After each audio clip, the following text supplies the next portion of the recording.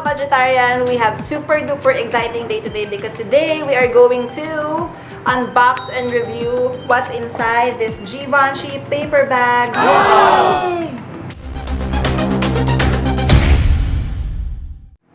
Hi mga ka-budgetarian, Ron Ramiro here, suking budgetarian fashionista. If you love fashion, shopping, luxury bags and accessories, travel, lifestyle, anything fun, but most especially budgetarian po kayo like me, then I'm inviting you to please subscribe to my channel, hit that notification bell, and give me thumbs up for more videos like this. Also, please follow me on instagram.com/Ramiro5 so you are going to get daily updates from me. Yes. Alright, so mga ka-budgetarian, we have super exciting vlog episode for today because i-discuss natin ang very first European luxury bag na nabili ko. Yay! Super excited. If you have been watching my vlogs mga ka-budgetarian, then definitely you would have known na 'di ba super addict talaga ako / bagaholic yan when it comes to luxury bag. So this Givenchy bag that I got, this is not the first luxury bag. I believe ang pinaka-first ko, so I'm going to make future vlogs for that one, would be it's a Louis Vuitton pre-love bag I bought from my best friend Sherry. Shout out! Hi Sherry! And then the very first brand new luxury bag that I got is Marc Jacobs na I already gifted to Yen. Ayun, so this one naman, ayan, this is the very first luxury bag na European brand na during that time I bought retail. Ayan, so samahan nyo ako guys as we open and discuss kasi nga hindi ko pa nagagawa to before. Yay, are you ready? Alright, so yun, open na natin guys what's inside my paper bag. 3, 2, 1. Chanan! Ayan, it's another dust bag. So, open na natin. 3. Ay, teka. Nakabuka. 3, 2, 1. Chanan! Okay. So, it is my baby. My first baby, Antigona. Ayan. Givenchy Antigona. I believe the size is mini. I believe so, if I'm not mistaken. So yun mga ka-budgetarian, I have a little confession to make. Ayun, so when I got this one, way back, couple of years ago, kasi nga this is my, diba, this Antigona is my very first baby talaga. This is where it all started. And during that time, since I'm a newbie sa luxury bag, hindi ko pa iniisip whether it would be a good investment or whatnot. And honestly, yun, it's a bad experience. Please, wag nyo na akong gayahin kapag mag-start kayo. Wala talaga akong pera nung time na yun. Kasi sinwipe ko siya ng credit card without thinking. I think what happened was na peer pressure ako with my fashion designer friends. Parang ako lang during that time, I felt yung mga bags na, like for example, yung mga non-luxury bags, I thought for me that was luxury already. Yung mga prices around 3,000, 4, 5. But then yung na-open yung eyes ko sa mga luxury bags with my designer friends, dun ko na-realize na parang nasobra akong nainggit. Yun nga, na ano talaga ako. Which is again guys if you're, just a tip, if you're going to start collecting your luxury bags, make sure pag-isipan nyo talaga. The good thing na lang dito, yes, nabili ko siya na impulse. Good thing, it turned out to be a good investment, which I'm going to explain later, diba? Buti na lang talaga, super classic yung design na nabili. Another funny thing, guys, diba? Kasi nga, diba, binili ko siya. I was just starting.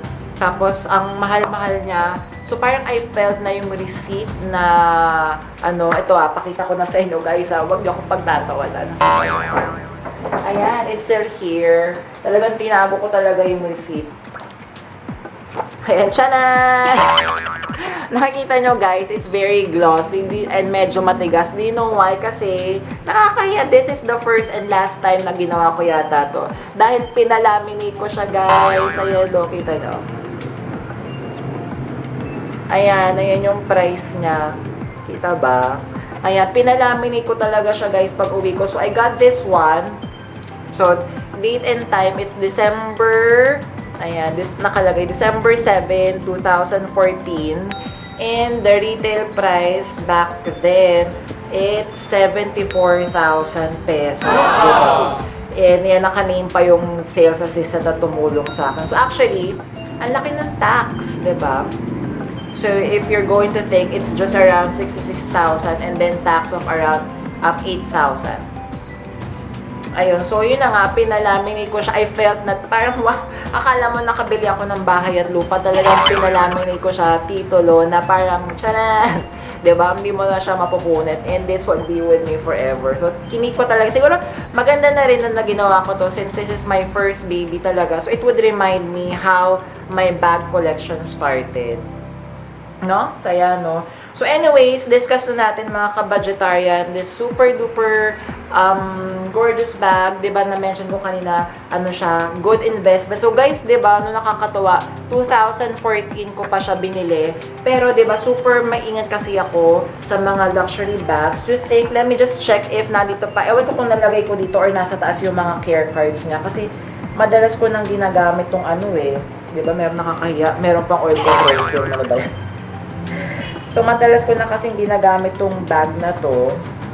So, unfortunately, hindi ko nasama sa paper bag yung garment, yung mga care cards. But definitely, if you're going to buy this one, meron siyang, siguro I'm just going to put na lang a video and photo here, including this one. Oo nga, yun na lang. I-video ko muna to, guys.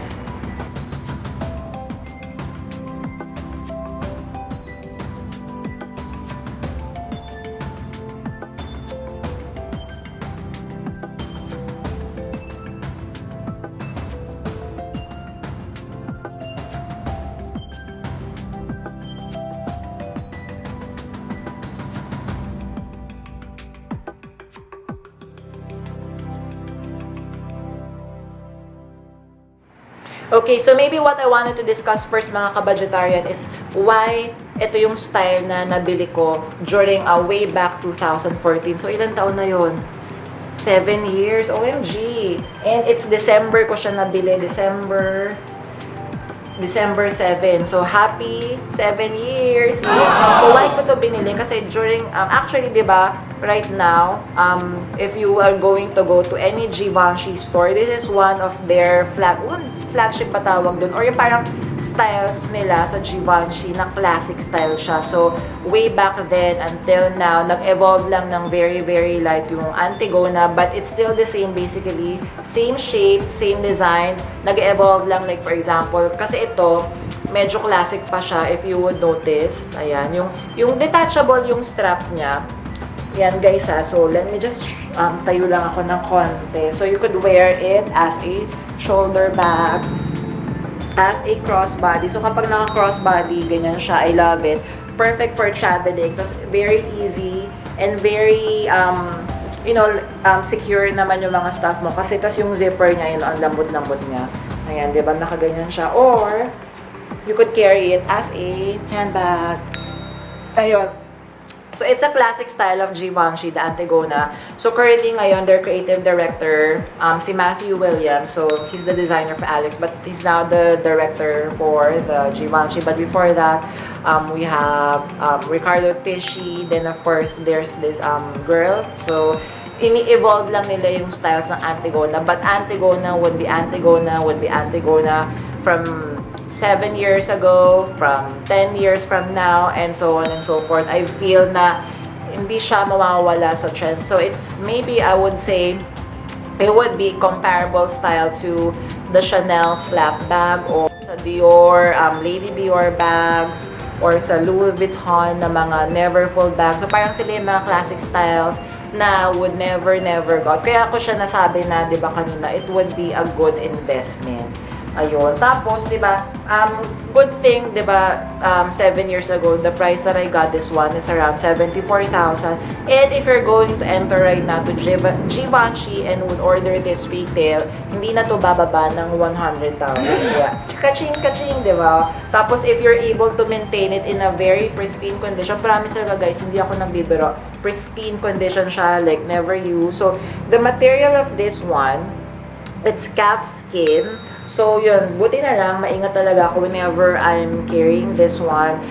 Super anal pa ako, guys. Like, huwag niyong pagtawanan. Like, for example, ilalapag ko siya anywhere. Like, for example, sa lavatory or sa mga couches. Kapag kunwari sa mga restaurant, I make sure na walang mga oil or anything. Tapos, as much as possible, if I could put some fabric or tissue na paglalapagan. Kasi wala siyang ayan. So, wala siyang paa, yung mga ganyan. Ang ano lang niya is leather na pagpapatungan. So, don't very, very careful ako. So, later discuss pa natin more of that one.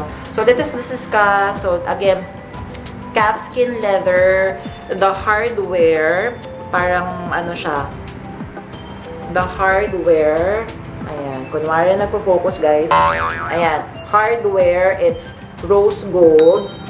Very rare, I believe, ang rose gold hardware ngayon sa Givenchy. Pati yung logo niya in front, it's rose gold.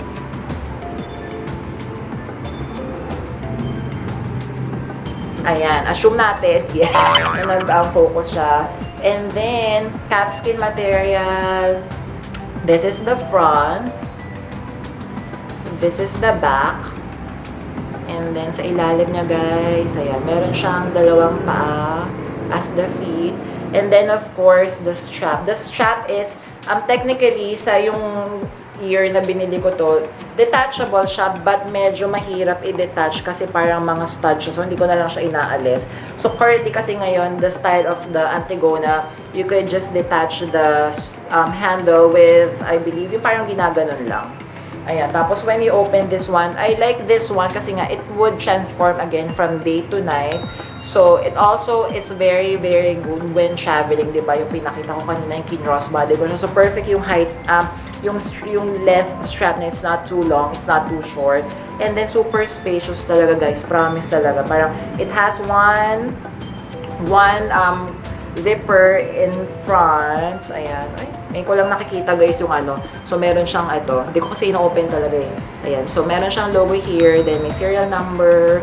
And then, meron siyang 2 pockets wherein you could store here. So, may 2 pockets siya where you could store your cellphone, keys, and so on and so forth. And then, there's also a zipper pocket para doon yung mga medyo mas importante na mga stuff na pwede mong itago sa bag. Okay, so mga ka-budgetarian, i-discuss naman natin ang care tips. Yes, care tips ng how you could maintain na maganda and very pristine, like good condition ng inyong mga luxury bag. Number 1 care tip for this one is, of course, I don't use any alcoholic substances or use anything na malapit ito. Like, for example, so currently ngayon, COVID, diba? So, as much as possible, maraming mga alcohol stations na we need to sanitize our hands. So, as much as possible, unfortunately, ngayong panahon ng COVID, medyo tinatago ko lang muna siya kasi nga, alcohol ako ng alcohol. So, natatakot ako, promise talaga na experience ko na yun sa leather wallet ko, in-sprayan ko siya na alcohol. Then, namuti kagad siya. So, there, don't use anything alcoholic substances to clean your bag. So, ang pinaglilinis ko dito, alam niyo yung sa mga sunnies or shades, yung fabric na ganun kalambot, ayun yung pinang-wipe ko dito sa bag na to every time after I'm using it. So, especially here sa handle, kasi yan, hawak ko siya sa body niya, sa feet, sa leather before I keep them para maganda siya. And then, of course, additional protection for if you want, you can add mga twillies, twillies here, or anything magandang silk fabric here para to cover the handles, para it would be added as protection. And of course, I use my trusty dust bag, yan. So, yung dust bag ko medyo nagkaroon na ng discolor. But, I keep it here all the time. Tapos, binubuhol ko siya. Tapos, nakatago siya sa paper bag. Kasi, hindi pa yung closet ko, hindi pa siya yung like yung mga other na mga magagandang closet talaga. Sa akin, regular cabinet lang talaga. Kaya, super careful ako sa kanila na maalikabukan. And then, sa inside, guys, for all my luxury bags, I always have, ayan, Silica gel. Always, silica gel. Yan, recommend ko sa inyo para to absorb moisture. Ayun, like for example, di ba, during the burr months, itong mga months natin, our winter time in the Philippines, medyo malamig. So, para hindi sila magmo-moist. Ayan. Diba? Super pristine, aminin. Ganda pa. Ayan, I love this one. And I'm never, ever let, hihiwalayan or letting go of this bag kasi super, love ko to. Alright, so next mga ka-budgetarian, let me just post a short video here of our photos and videos of how I styled my Antigona bag.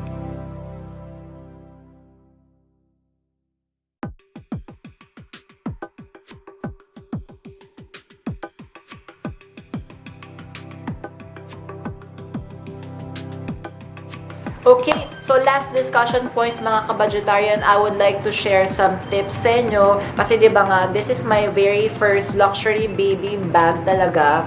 I still love her. Yan, and hindi nagbabago yung feelings ko sa kanya every time that I'm using it. So I would like to share some tips. For example, you have decided to start your own luxury bag collection. So number one mga ka-budgetarian, definitely make sure invest on luxury bags na would last you for a very long time, if not forever. Diba? Like for example, this one I bought this 2014. So this is a classic style bag of Givenchy na never would go out of style. Kasi currently, diba, aminin mo, if you're going to Givenchy, check their Instagram or browse any website, ayan, nandun pa rin siya. And I believe yung price nito, hindi siya bumababa. It's a good investment. Ayun. So, make sure to purchase classic and investment pieces if you're going to start. And then, siguro, I think would be the color. So, be very careful with light-colored. If you're into light-colored leather goods, so like, for example, the whites, off-whites, creams, beige, be careful lang kasi sila yung nagko-color transfer. So, I would recommend black. So, definitely black kasi nga, yun, it's easy to maintain pa sila. Then, of course, siguro sa leather, ang recommend ko, if you could choose a leather with graining. So, let me show some photos here na may graining. Kasi ito, if you're going to close it up, do a close-up nito, super smooth ng leather nito and it's in lamb or calf skin. So, sila yung mga very, parang very, I would say, high maintenance na mga bags. So, if you're starting, then, if you could choose a leather na maraming grains, tapos very low maintenance. Pero, ako recommend ko rin, guys, yung structure ng bags. Yan, always ko yung sinasabi, yung pagka-structure niya kasi sila yung parang would give longevity sa mga bag collection nyo, diba? Yan. And, yun, so I guess last but not the least, of course, you have to consider your budget and prices. So, huwag nyo akong gagayahin, guys, like what I mentioned initially. When I bought this one, I bought it by impulse. Wala akong savings yung time for this bag. Talagang, after yung nabili ko to, doon ko lang pinag-isipan ko paano ko siya babayaran. So, ngayon, right now, nag-ano na ako, emancipate, wow. Yun, nag-change na ako the way I buy my luxury bag. So, before I buy any luxury bags right now, I make sure I have an extra budget. Kasi nga, di ba, parang it's really difficult for you to be buying luxury bags na hindi naman ganun kamura. Tapos, yung parang mababaon ka sa utang, yun yung ina-avoid natin.